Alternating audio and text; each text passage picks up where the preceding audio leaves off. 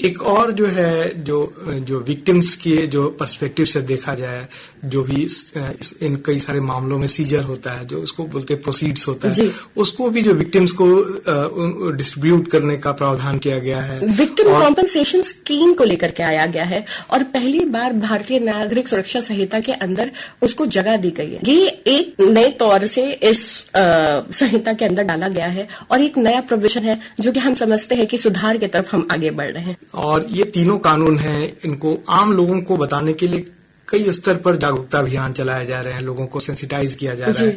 तो कहा भी जाता है कि ignorance of law is not excused. तो वैसी स्थिति में एक लेमैन के लिए, कॉमन मैन के लिए हम जानना चाहेंगे कि जो इन कानूनों की जो मोटी मोटी बातें हैं, निटी-ग्रिटीज है, उनको जानने के लिए वैसे कौन से सोर्सेस है, स्रोत हैं जिन पर जाकर हम ऑथेंटिक जानकारी प्राप्त कर सकते हैं? ऑथेंटिक जानकारी के लिए आप रेडियो सुने, आप टीवी देखें, न्यूज देखें, आप एनसीबीआरबी का वेबसाइट चेक करें, आप नेशनल क्राइम ब्यूरो का वेबसाइट चेक करें, आप ऑनलाइन बेयर एक्ट्स पढ़ सकते हैं, आप ऑनलाइन लॉ से रिलेटेड न्यूज और अपडेट पढ़ सकते हैं। तो आप डिजिटली हम लोग बहुत चीजों को रिकॉग्नाइज करें। हमने तो साक्ष्य अधिनियम में भी उस चीज को रिकॉग्नाइज किया कि डिजिटली हम उस चीज को एज अ एविडेंस के तौर पर भी दिख रहे हैं और ये बहुत बड़ी उपलब्धि है हमारे लिए, क्योंकि जब आईटी एक्ट आया तो हमने उस चीज से अमेंडमेंट किया। तो ये जो नया लॉ से रिलेटेड आप अपडेट देखेंगे तो आप बहुत सारे स्रोत हैं जहां पर आप जाकर के पढ़ सकते हैं। तो मतलब आपका कहना है कि जो भारतीय साक्ष्य अधिनियम में जो बदलाव किए गए हैं, जो इन्वेस्टिगेशन है उसमें जो है, और जो क्वालिटी ऑफ एविडेंस है वो बिल्कुल ज्यादा इम्प्रूव होगा, बहुत ज्यादा। उसके अलावा आप एविडेंस के तौर पर देखिए तो एविडेंस पहले हम लोग बस दो तरीके का समझते थे, ओरल एविडेंस और डॉक्यूमेंट्री। डॉक्यूमेंट्री एविडेंस में बहुत क्लियरली बताया गया कि डॉक्यूमेंट्री एविडेंस में जो चीजें थी उसके साथ साथ इलेक्ट्रॉनिक एविडेंस को भी हम मद्देनजर रखेंगे। ये पहले भी था, लेकिन एक सब क्लॉज एडेड था एज एन अमेंडमेंट। उसके अलावा आप अभी अगर देखिएगा तो हमको किसी सर्टिफिकेट की जरूरत नहीं है कोई भी इलेक्ट्रॉनिक एविडेंस को प्रोड्यूस करने के लिए। पहले के लॉ में एविडेंस को प्रोड्यूस करने के लिए हमको सर्टिफाइंग अथॉरिटी के सर्टिफिकेट की जरूरत थी। तो ये विद टाइम जो कानून आए हैं, ये लोगों के जीवन में अगर ऐसा कुछ केस चल रहा है तो ये बहुत सुविधा लेकर के आई है कि आपको डिफिकल्टी फेस नहीं करनी पड़ेगी। कहा भी जाता है कि मतलब जस्टिस डिलेड जस्टिस डिनाइड। तो ये जो केसेस लंबे लंबे ट्रायल चलते थे, वर्षों तक चलते थे, और तो इस पर जो है जो क्वालिटी ऑफ ट्रायल है, इसमें क्या इस पर प्रभाव पड़ेगा? इन सब जो बदलाव आए हैं, प्रभाव ये पड़ेगा कि हमने टाइम ड्यूरेशन फिक्स किया है। जैसे मैंने आपको पहले बताया कि 3 साल के अंदर अंदर तक हमको केस को डिस्पोज ऑफ करना है। तो ये पहले नहीं था कि एन नंबर ऑफ टाइम और एन नंबर ऑफ समय के लिए ये चीजें चल रही थी। चार्जशीट का एक समय हमने निर्धारित किया है कि इतने दिनों तक में आपको चार्जशीट को फाइल कर देना है। तो इससे क्या होगा कि जस्टिस डिलेड जस्टिस डिनाइड जो इक्विटी का प्रिंसिपल है, हम उस चीज को लेते हुए आगे बढ़ेंगे और हम उसको रिजॉल्व करने की कोशिश करेंगे कि केसेस बहुत दिन तक पेंडिंग ना रहे। तो ये एक बहुत बड़ा स्टेप है हमारे सोसाइटी के लिए और चीजों को सुधारने के लिए। जैसे कि आपने कम्युनिटी सर्विस की चर्चा की एक दंड के रूप में, इसका भी प्रोविजन किया गया है। और जो कानूनविद हैं, कानून के जानकार हैं, इसे एक बड़ा जो रिफॉर्म की तरफ देख रहे हैं। तो आपको क्या लगता है इससे किस तरह का बदलाव आएगा? जो मतलब दंडित करने की जो धारणा थी उसके स्थान पर जो भी दोषी है उसमें सुधार लाने, उसको एक स्ट्रीमलाइन समाज के मुख्य धारा में शामिल करने के लिए जो विशेष एम्फेसिस दिया गया, आप इसको किस तरह से देखते हैं? तो बहुत बड़े सुझाव के तौर पर देखते हैं और हम इसको देखते हैं कि ये सोसाइटी को बहुत अलग किस्म से लेकर के जाएगा। अगर हम कम्युनिटी सर्विस के बारे में बात करें तो हम लोग रिफॉर्मेटिव फॉर्म ऑफ थ्योरी के बारे में जानते हैं। हमारे यहाँ का जो भी पनिशमेंट है वो रिफॉर्म के बारे में बात करता है कि हमको सुधारना है लोगों को, कि अगर किसी से कोई गलती हो रही है या ऑफेंस हो रही है तो हम उसको सुधार के तौर पर देखें, उनको सुधारना हमारा काम है। हम आंख के बदले आंख नहीं मांगते। तो यहाँ पर अगर हम किसी को कम्युनिटी सर्विस के लिए दे रहे हैं या पिटी ऑफेंसेस के लिए कर रहे हैं तो उनको ये रियलाइज कराना बहुत जरूरी है कि आपने गलती की है और आपको एक मौका दिया जा रहा है कि आप उसको सुधारने के लिए काम करें। तो सर ये बहुत बड़ा सीख होगा लोगों के लिए कि अगर हम अपनी गलती से सीख रहे हैं और उस प्रिंसिपल को अपने लाइफ में लेकर के आ रहे हैं तो ये बहुत बड़ा काम होगा। तो ये जो कॉन्सेप्ट लेकर के आया गया है कि कम्युनिटी सर्विस का, ये बहुत नया है और बहुत नई सोच है कि हम कैसे अपने सोसाइटी को सुधार सकते। ये भी बात कही जाती है कि जो क्रिमिनल्स होते हैं बाय बर्थ क्रिमिनल नहीं होते हैं, उनको परिस्थितियां उस हिसाब से बनाती हैं कि वो क्राइम की ओर अग्रसर होते हैं और उसमें शामिल होते हैं। तो खासकर जो है बच्चे भी जो है क्राइम की ओर जाते हैं, इसके दलदल में धंसते हैं। तो ये जो तीनों कानून हैं, इसमें किस तरह के प्रावधान किए गए हैं कि जो भी है आगे चलकर अपराधी नहीं बने, उनमें सुधार किया जा सके, ताकि जो है आगे चलकर उनका भविष्य जो है खराब नहीं हो। आप अगर ये देखिए कि बच्चों से रिलेटेड अगर क्राइम के बारे में बात करें तो इसको बहुत जेंडर न्यूट्रल कहा गया है। ये विमेन सेंट्रिक या गर्ल चाइल्ड सेंट्रिक या बॉय चाइल्ड सेंट्रिक नहीं है। हमने इसको न्यूट्रल तौर पर रखा है और बहुत जेंडर न्यूट्रल तौर पर देखा जा रहा है।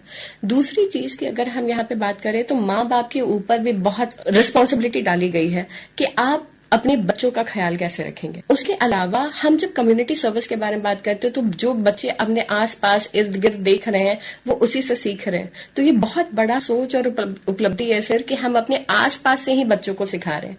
आप ये सोचिए कि अगर हम कम्युनिटी सर्विस किसी से करा रहे हैं एज अ पनिशमेंट, तो ये बच्चों को समझ में आएगा कि इसने गलत किया और इसलिए कम्युनिटी सर्विस कर रहे हैं, और उस चीज को इराडिकेट करने के लिए, खत्म करने के लिए एक बहुत बड़ा स्टेप लिया जा रहा है। महिलाओं के जो खिलाफ अपराध होते हैं तो इन तीनों कानून में जो है अच्छी तरह से परिभाषित करने की कोशिश की गई है।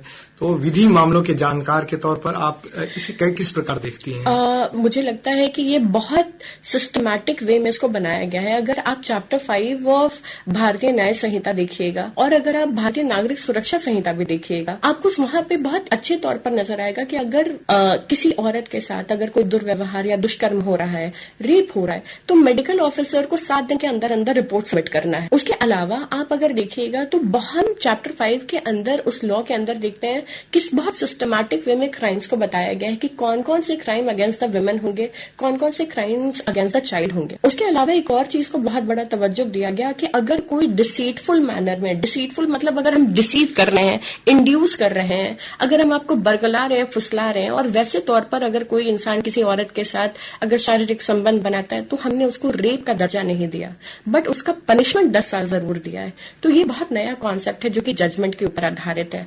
आप उसके अलावा देखिएगा कि procuration of child for committing an offence, हम ये बहुत नया कॉन्सेप्ट लेकर के आया गया सेक्शन 95 के अंदर। आप एक और चीज देखिएगा यहाँ पर कि वॉलंटरी कॉजिंग ग्रीवियस हर्ट, वहां पे जब पुराने आईपीसी में हम लोग देखते हैं तो 320 के अंदर हम लोग वॉलंटरी कॉजिंग ग्रीवियस हर्ट देखते थे, जहां पे 20 दिन तक हॉस्पिटल में एडमिट रहने की बात करते थे। उसको कम करके 15 दिन कहा गया कि कोई इंसान अगर ग्रीवियस हर्ट में है और 15 दिन तक हॉस्पिटल में एडमिट है तो that can be considered as grievous hurt. तो ऐसी बहुत सारी नई चीजें हैं जो हम समय के साथ साथ देख रहे हैं। आप सोचिए ना, मॉब लिंचिंग, हम लोग बस ये सुनते थे और सोचते थे कि ये कहां पर आएगा, तो नए कानूनों के अंदर उसको जगह दी गई।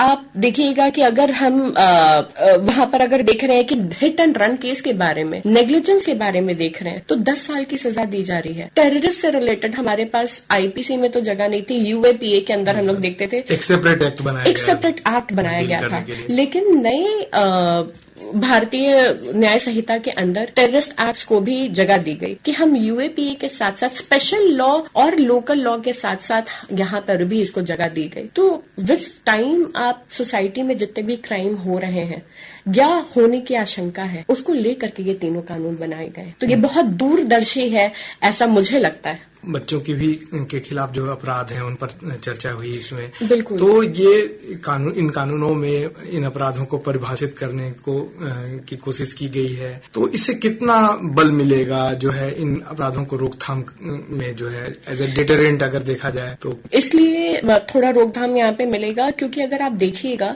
तो पनिशमेंट बढ़ाया गया है चीजों को लेकर।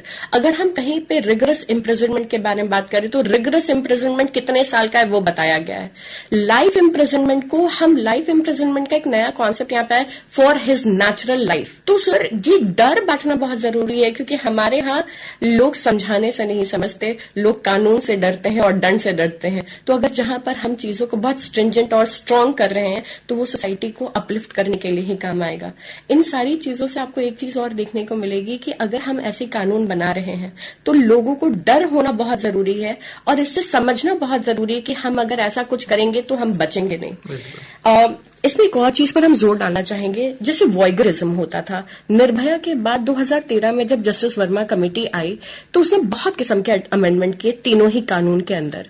उन कानून में बहुत रेडिकल चेंजेस हुए थे और रेडिकल चेंजेस को हमने इस नए कानून में भी अपनाया है, लेकिन वो जेंडर स्पेसिफिक ना होकर के जेंडर न्यूट्रल है। तो अगर कोई औरत किसी औरत का वीडियो बना रही है या outreach the modesty of a woman हो रहा है, ये बस मर्द के लिए नहीं औरत के लिए भी, कि अगर कोई औरत किसी औरत का आउटरीच द मॉडेस्टी कर रही है, मॉडेस्टी आउटरीच कर रही है, तो हम उसको भी पनिशमेंट देंगे। तो ये बहुत बड़ा कदम है एक नई शुरुआत के लिए और एक अच्छे पहलू के लिए। मतलब जो अपराध के दायरे से बाहर रह गए थे चीजें, जी बिल्कुल, उसमें शामिल किया गया है। बिल्कुल। खुशबू जी, हम कार्यक्रम के अंत की ओर बढ़ रहे हैं और समापन से पहले एक टिप्पणी आपसे चाहेंगे। जैसे तीनों कानूनों का जो मकसद है सुधार करना है, समाज को ये प्रभावित करती है, तो इन कानूनों के आने से जैसे कई प्रोविजन किए गए हैं, डायरेक्टर ऑफ प्रोसिक्यूशन का प्रावधान किया गया है अलग अलग स्तर पर, तो ये जो हमारे अलग अलग न्यायालयों में जो मामले जो लंबित हैं, इतने केसेस पेंडिंग हैं, इनके जो डिस्पोजल में कितनी मदद मिलेंगी जो ये नए कानूनों में प्रावधान किए गए हैं, उनकी अगर हम बात करें तो 1 जुलाई से जो लॉ आ रहे हैं वो पुराने लॉज को रिपील कर रहे हैं, हटा रहे हैं, लेकिन जो भी पुराने केसेस चल रहे थे वो पुराने लॉज के ही अकॉर्डिंगली चलेंगे, ऐसा सेविंग क्लॉज में कहा गया है। लेकिन 1 जुलाई से जो भी चीजें होंगी वो बहुत सिस्टमैटिक वे में होंगी। जो चीजें बदली गई हैं उससे सुधार की तरफ एक पहलू दिया गया है।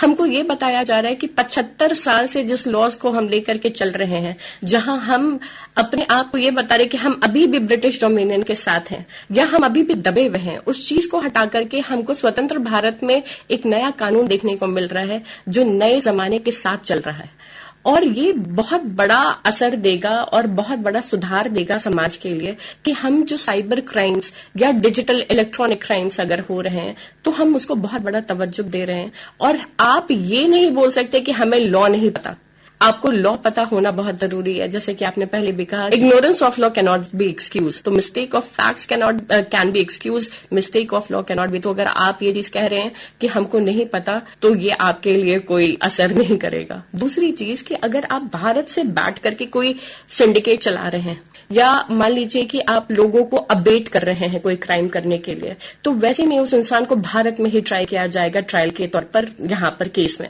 कि उस इंसान ने भारत में ही वैसा क्राइम किया है। तो जो भी चीजें बाहर से ऐसी सिंडिकेट टाइप से चल रही है या ऑर्गेनाइज क्राइम कराया जा रहा है, तो वहां पे भी लोगों का शिकंजा जो है कसा जा रहा है, बहुत ब्रॉडर प्रोस्पेक्ट पे लेकर के चला जा रहा है और चीजों को सुधार और सिस्टमैटिक तौर पर लिया जाए। और हमको लगता है कि इसमें कंफ्यूजन नहीं होना चाहिए और समय के तौर पर इसको छोड़ना चाहिए।